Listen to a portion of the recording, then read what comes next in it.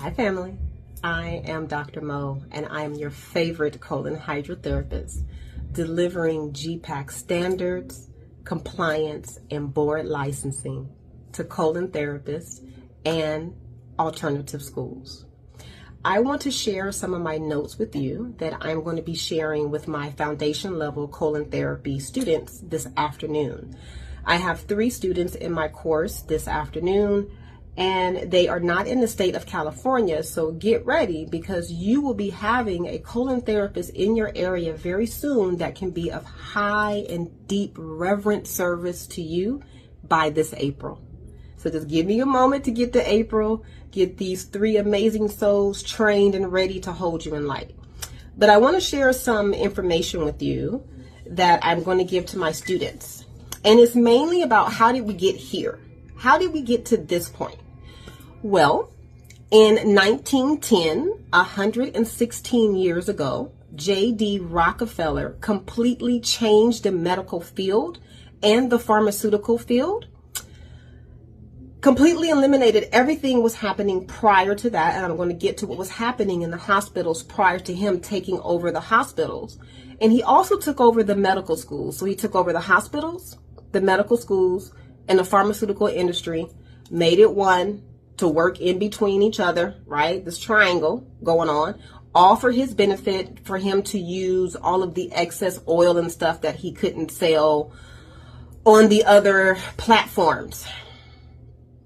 And here we are. 116 years later, everything that man has set in place and his team is still active to this day. Nothing has changed. Nothing has been updated. It is the same thing for 116 years. If that doesn't scare you, I don't know if you should be watching or following my information. This is not for you. Now the question is this. What were the hospitals doing prior to him coming in and changing everything over? Not to mention how he was able to do it. Who gave him that freedom to, like, nobody stood up? We'll talk about that later. Well, that's a whole nother situation. But what I really want to point out to my students is this. Everything that they did prior to Rockefeller taking over the medical field is what we offer to our clients right now. Literally right now. Hence the reason why everything that we do on this side of the fence is seen as quackery, because that's what J.D. Rockefeller put into the system to recognize, oh, if you're doing that, it's quack. If you're doing that, it's quack. If you're doing that, it's quack. He literally did that with the Flexner report. Look it up. Look it up. Look it up. Also look up all of the medical treatments before 1910. What were they? Sunbathing, enemas, colonics, herbal teas, honey, sweating in a sauna or bathtub or steam, fresh vegetables, clean food, rest.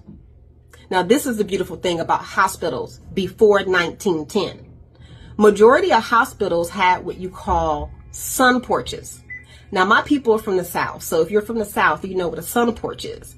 For those who do not know what a sun porch is, I absolutely adore them. I adore them. When I move, I'm going to have me a sun porch. Yes, I love it.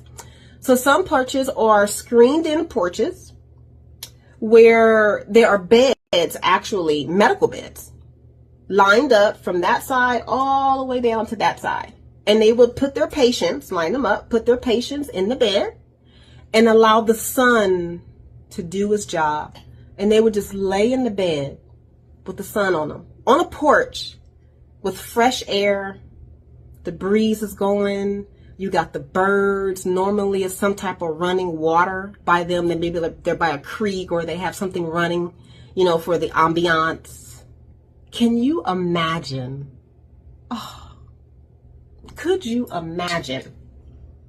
There was community, right? You got about 10 people on a porch facing the sun, receiving the air, receiving the breeze, the gentleness. Do you know what that does to your psyche? It makes you feel better. Now you turn to the patient to the left or the right of you, and then you all start interacting. People are social beings.